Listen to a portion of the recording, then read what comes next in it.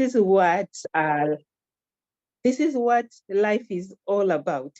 You fall down and you get up again. I remember after sharing one of my stories at Women Talk, one lady came to me and she said, "You always share hard stories. You always share painful stories. Can't you share happy stories? Does it mean that there hasn't been happy moments in your life?" And so as I was preparing to speak today, I thought I should ask these questions or maybe elaborate. Why do we share stories? We don't share stories just for the sake of it. We share stories so that we bring awareness. We share stories so that we heal ourselves as well as heal others who will be listening to our stories and realize that, you know what, my situation is not as bad as that one. I do not need to stay lying down. I can get up and walk. I can get up and take one day at a time and move forward. We share stories so that we could teach each other. We share stories because life is about stories. Life is filled with different chapters. Happy stories inspire, but most cases, happy stories come after a sad or a painful story. And those who have known my story, they know that I've talked about how I ran away from home uh, to avoid becoming a child bride at age 15. Had I been married then, I would have been the 12th wife. And 2 years later, I would have been widowed. And I would have also experienced un- untold poverty.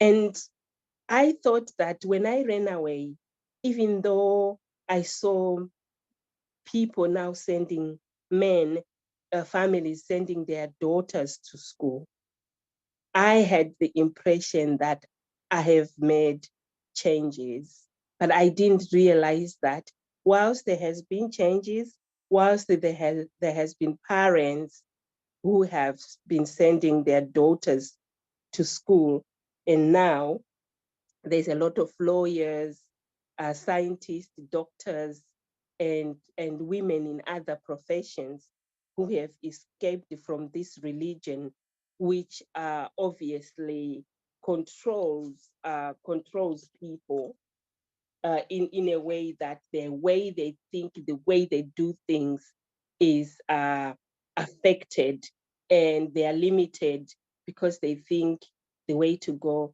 is to get married young, have kids, live in poverty, listen to the husband, listen to the family, and die and go to heaven.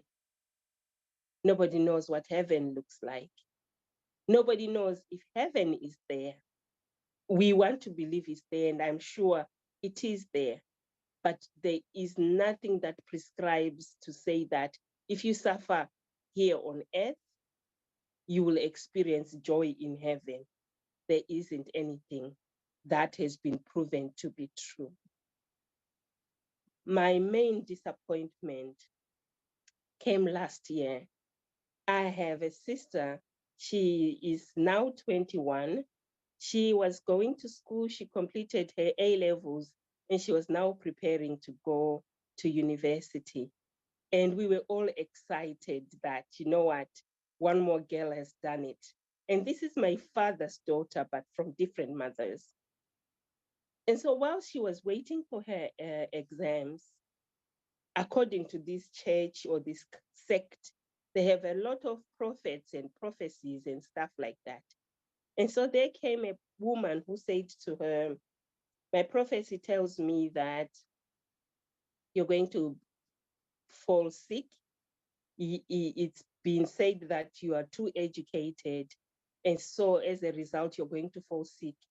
We need to prescribe that you go and stay with a certain lady, get your treatment, which is in the form of deliverance. You stay there for about 7 days, and then you go home." Innocently, my father and stepmom sent my sister to this other lady's house for deliverance. This is what they believe in. And whilst she was there, the woman who is responsible for healing people, for praying for people, has got telephone numbers of men on speed dial. So she called this man and said, hey, I found you a girl. And this girl happened to be my sister. In no time, the following day, that man had driven 200 kilometers to go and meet the girl, which was my sister. And I think for her, she didn't want to be impolite. She was at somebody's house, and this is a church elder and stuff like that. So she talked to this guy. A week later, she would be discharged and she went home. And since they were chatting, in her mind, she's still thinking that I'm chatting to someone to decide whether I like him or not. In his mind is that I have found a wife. And so a week and a half later, from the initial meetup, he drove about 260 kilometers down to the other part of the country to see my sister. She's thinking we're just meeting up, we'll probably have lunch, and he will go back to Harare and she will stay in the Manicaland province. Lo and behold, the guy came with a friend and he had kidnapping in mind. So they went and had KFC. After KFC, she goes, hey, dude, time is up. I need to go home. So you need to drop me off. I need to get back home. The guy said to her, I'm sorry, but this is it. You are now my wife. You are married. Earlier on, he had borrowed her phone. And so when he said to her, you can't go back home again, you're now married, she was in the car and she had no means of communicating with anyone. So he drove and he made sure that he didn't go back to the city that night. He went out in the depths of some village somewhere at his relative's house and violated my sister. And for about a week, we didn't know where she was. We were all looking for her. 2 weeks later, he then informed people that, hey, I am the one who is with your daughter. And this is something that this sect allows. Somebody kidnaps somebody's child, they keep them for a couple of weeks or days, and then when they turn around and say, I'm the one who's been with your daughter, they are allowed to marry them. Unfortunately, this guy made a mistake. He made a mistake because he took my sister. He didn't just take anyone, he took my sister. So when I heard about it, I finally got to talk to her, and this is what I discovered. I discovered that when he took her, he had not told her that he had 9 other women, so he made her the 10th wife. He had not told her that he didn't even have any accommodation. He lived in a 1-bedroom house in the city, and he kept the other women in the village in three rooms, 3 small rooms, which are about maybe 2 by 2. And he did not tell her as well that when he takes her, he's not taking her to his house.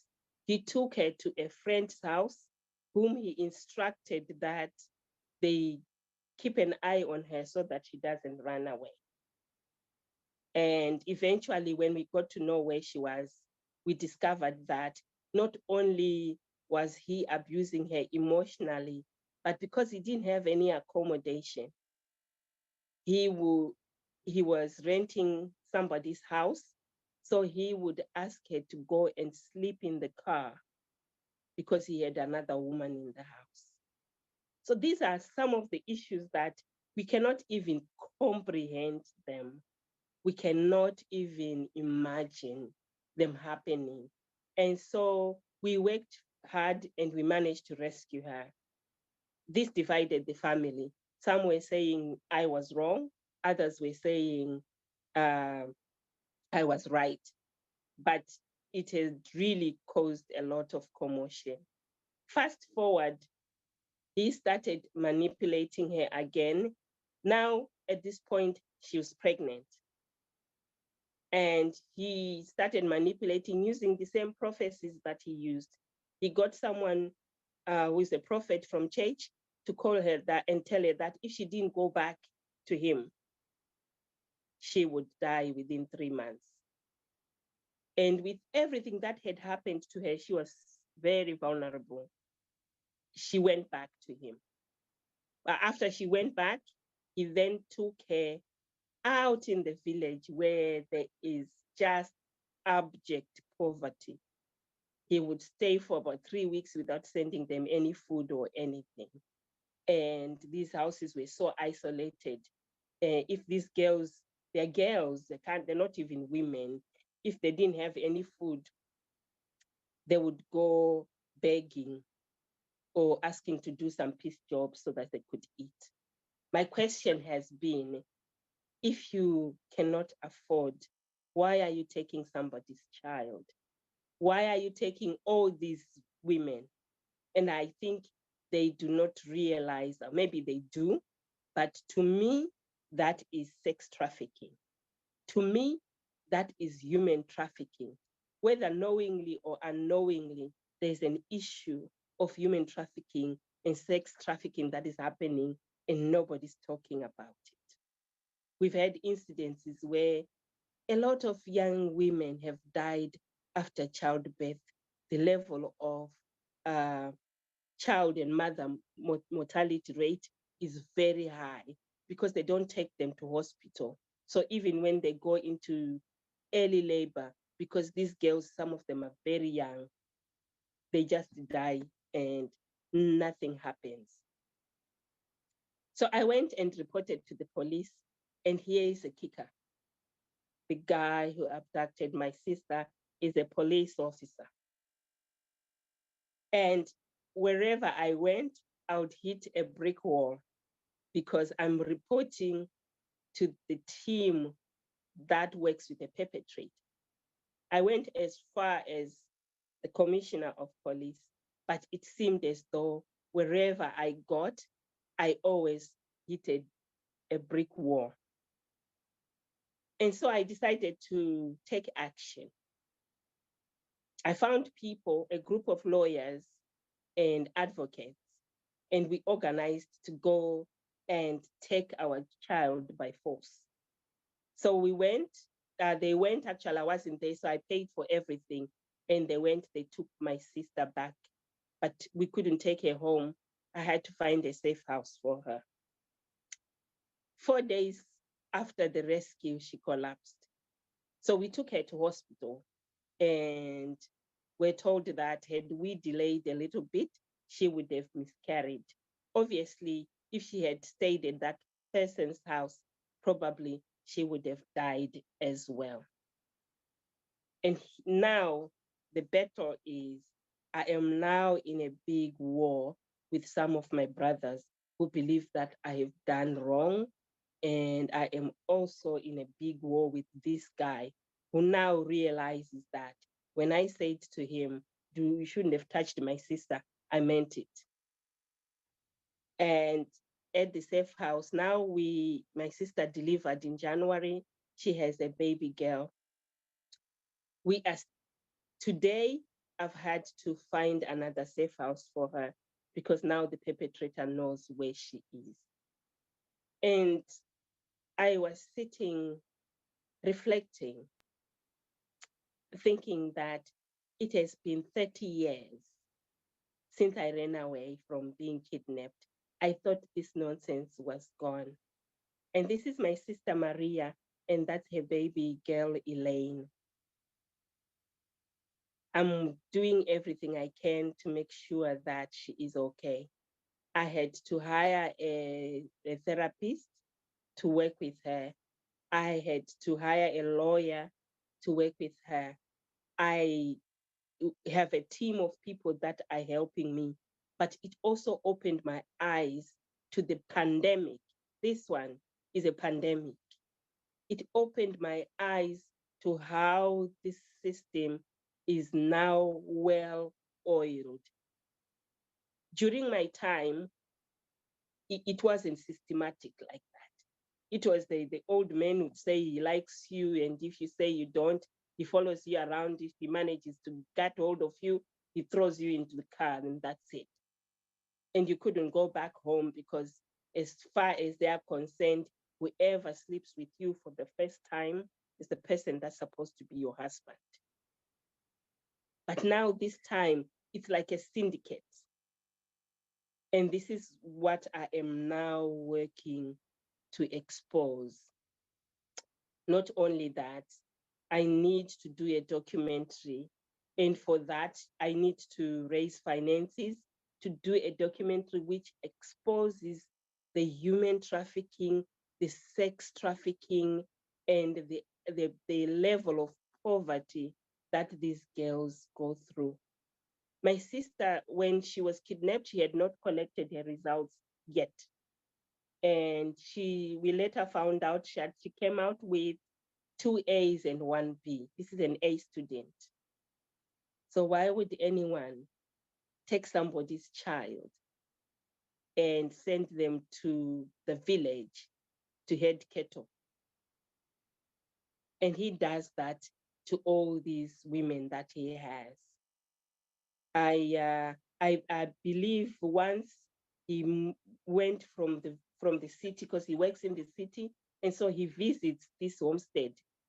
He visited, and these women had not gone to head the cattle. The cattle were still locked up in the kraal. And he said to them, "You have not fed my cows.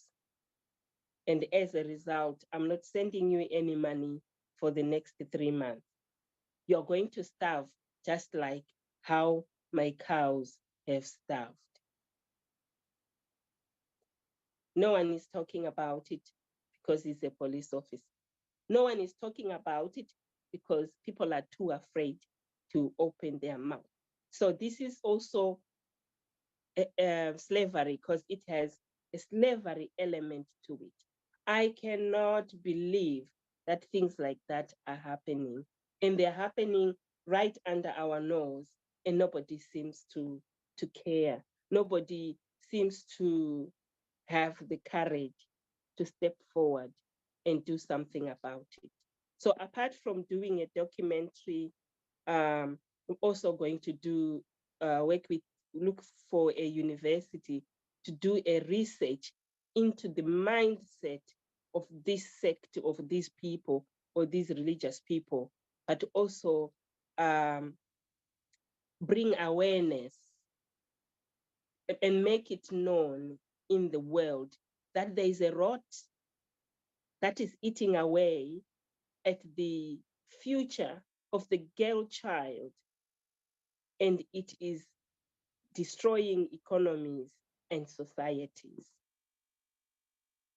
And this is why I say it takes one person. I've been working on this for a whole year, and today just demonstrated to me that my war is not over yet. I'm having to look for another safe house.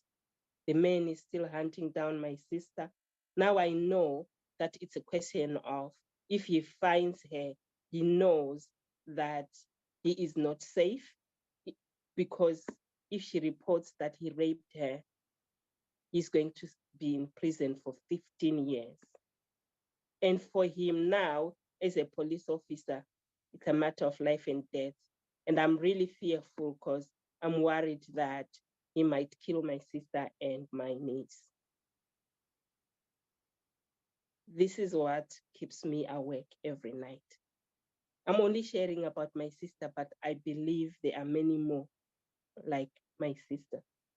I believe that there are many more babies who are born out of this way. But in this day and age, we should not be experiencing things like that. And so I go back to the statement I made at the beginning of my speech.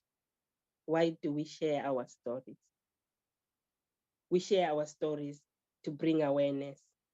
We share our stories to educate each other.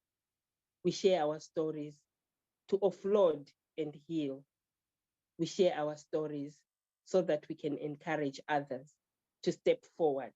I'm not the only one who has got maybe a friend, a relative, a sister who's going through similar things. Other people are going through it, but they feel like there's no way out. But what they don't realize is you just need to step forward and say, boy, I'm taking a bite on this one and I won't let go until it's sorted. And this is what I've had to do. And this is what I'm going to do. And this is what I will do. I'll do a documentary.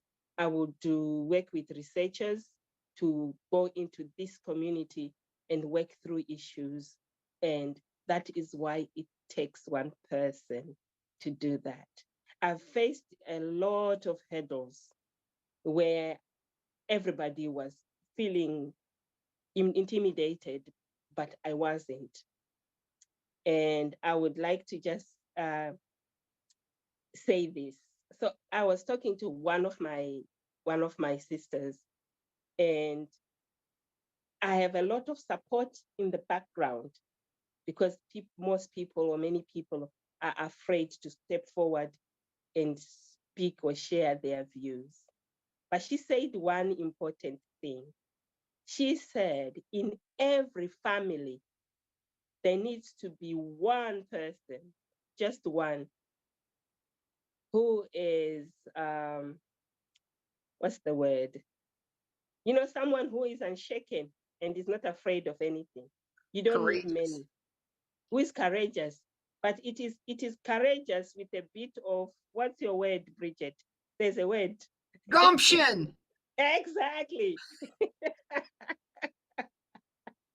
So every family has got to have one Fearless. person, one person who is fearless, one person who is able to put their point across, one person who's also able to remain objective, and one person who is not going to be angry with people who have got different views to theirs, because that person understands that they're only working with what they know.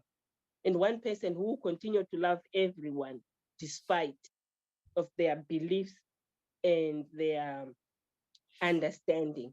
Because the reason why I understand what I understand is because I've got exposure. The reason why I understand what I understand is because I have got women talk. I listened to so many stories.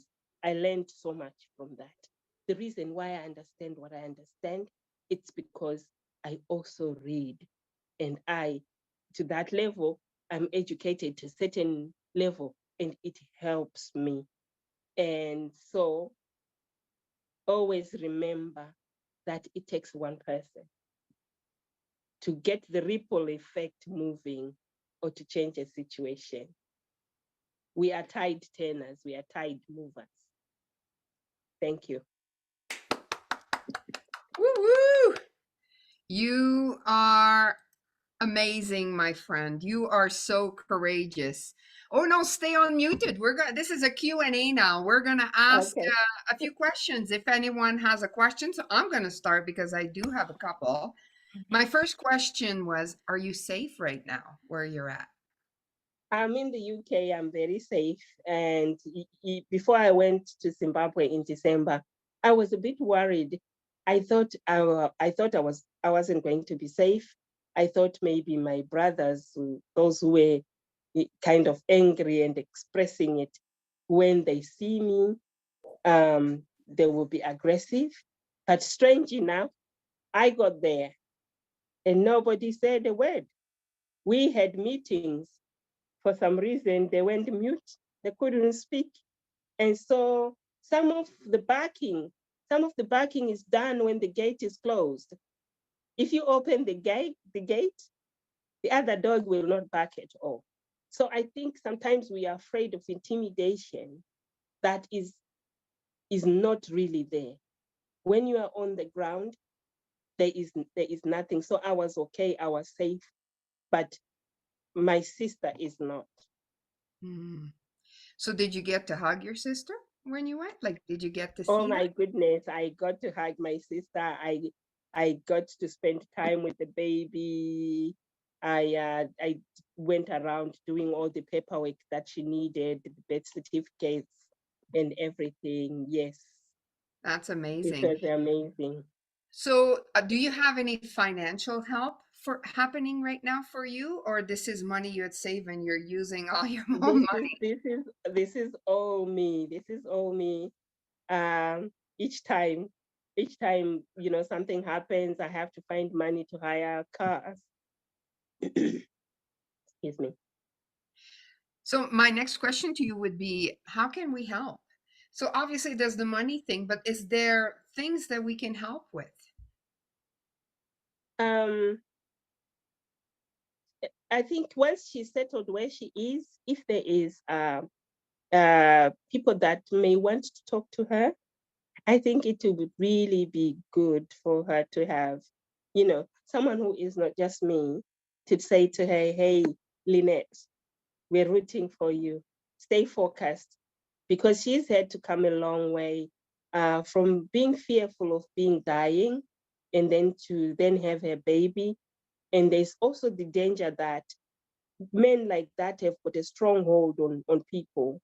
And it's still, I still need to quickly act and get her a ticket and find her a place somewhere and move her out of the country. As long as she's in Zimbabwe, she is not safe. Mm. Is there anybody that has a question for Monica? You can put your hand up the old-fashioned way or electronically by clicking on reaction and raising your hand. No questions? Comments? Who's got a comment or a question?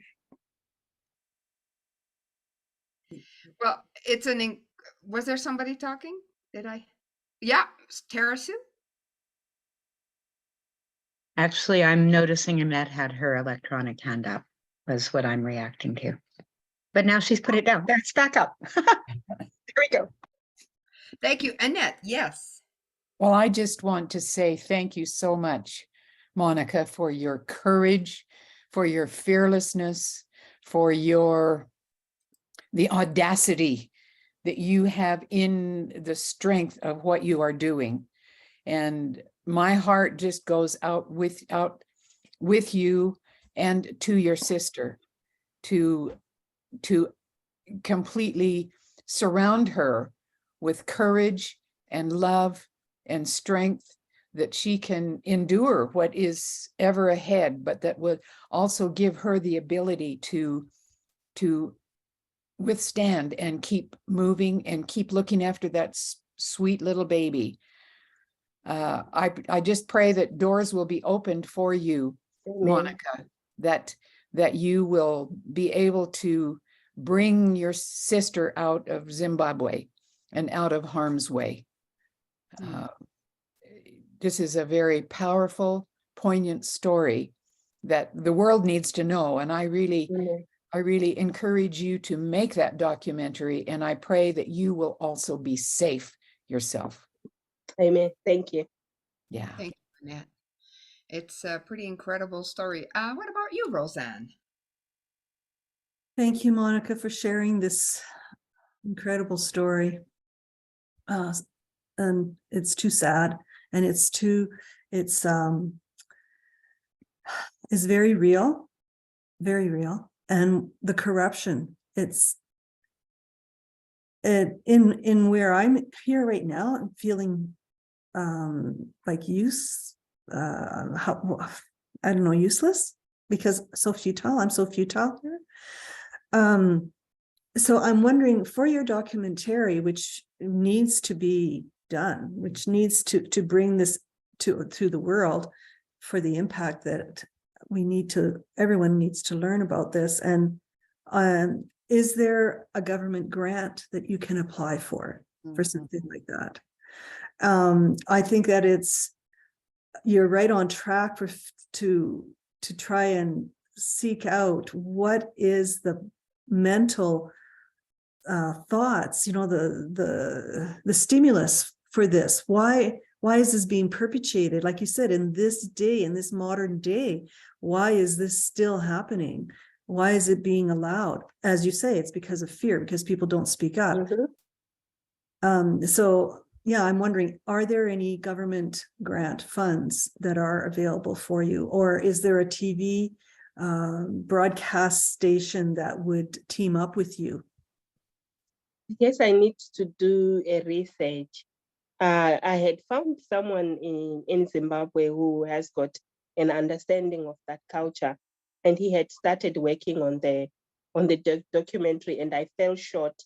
Obviously, I needed to find money for her upkeep, and when she delivered, I couldn't send her to a public hospital in case somebody sees her and she's kidnapped again. So I needed to pay for private, which is obviously very expensive. Yeah. And so because of that, then I could not afford to pay the guy who had started working on the documentary. Yeah, hopefully you can find somebody that will fund the venture, because that Yeah, would, absolutely. yeah, and keep looking, because I know you will. And Yes, this will I become will. a podcast, and now you have, 12 women. And Roseanne, you were saying you feel helpless, but here's the thing, you're here. So you are making a difference, because now, Absolutely. once we Yes. know better, we're already helping. And Mhm. I think that there must be some government organizations in the UK, Monica, that would take this on, because it's a human right to be safe. And Yes. this is defying that. And so, you may want to start by going to the consulate where you are and Right. just asking for advice. What organizations are there in the UK that you might be able to contact? And it may be like a chain leading you from one place to the other, but there has to be an organization there that would help you and advise you, because this is a human right violation. Having lived in another African nation myself for 3 years, I do understand the long engraved cultural traditions that we don't understand them, but the cultural traditions are so deep and Mhm. so real, and the expectations so high that it's ingrained in the very soul of people, that it's not just as saying this is wrong, we have to stop it now. There's a long history, generations of these traditions and these tragedies that have to be overcome, and it just takes one story at a time, and as you say, one person at a time. Yeah. Yes. Thank you. Yeah, and it's pretty amazing once people have beliefs, and they're not even their own beliefs. They're their parents and their parents and their parents and Mhm. their parents. And often people don't even know why they believe what they believe until they're proven, until they hear a story, the other side. And that's how you start making a change. So you're really amazing, Monica. Roseanne. Monica, I was wondering if you could contact the United Nations, because sex trafficking is something that on a global scale we want to eradicate, right? Eradicate. Yes. So Lovely. would this be something that we can connect with the United Nations to get some help from them even? Yes. I think yes, it's a good idea.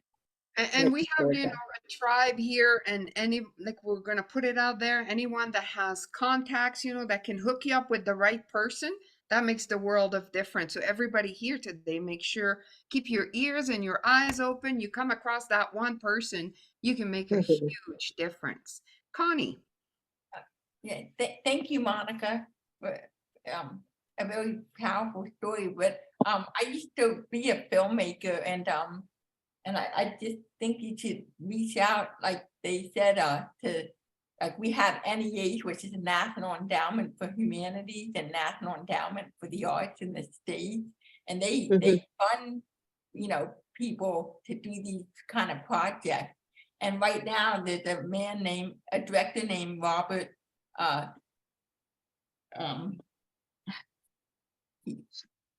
Craig, and he's doing a documentary on the homeless situation here.